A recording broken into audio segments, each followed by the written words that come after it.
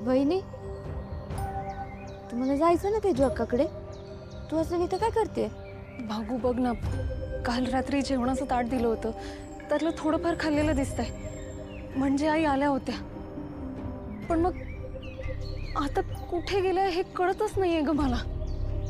वहिनी, आपण नको त्या विषयावर बोलायला. दादाला नाही आवडत. आणि तू प्लीज आईचं नाव दादासमोर नको काढू. तेजू अक्काच्या बाळासाठी पूजा ठेवलेली असताना दादाचा मूड खराब नको राहायला. आणि तसं पण तिला ना तिकडे कोणी बोलवलंय ना तिला तिकडे जायची परवानगी आहे. त्यामुळे ती गेली असेल कुठेतरी. तू नको टेन्शन घेऊ. भागू, घरातला माणूस जर दिसत नसेल तर जीव वर खाली होणारच ना ग. तुळजा,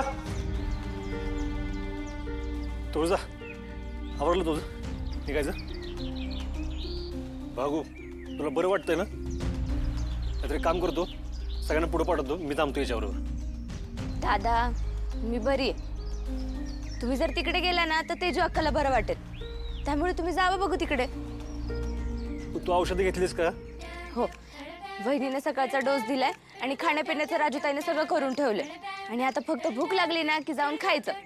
तुम्ही आता तिकडे जावा आणि मस्त कार्यक्रम एन्जॉय करा. आणि हा, माझ्यासाठी प्रसाद आणा. सूर्या, तू नको काळजी करूस, दुपारपर्यंत बरं वाटेल तिला. कशी काळजी करू नको? तिची अवस्था बघून टेन्शन आलंय का मला. आणि हे बघ, हसते. भागू, तू उन्हात बिनात फिरायचं नाही, गपदम झोपायचं. तुझं मी हाय, आवरलं लवकर आणि चल.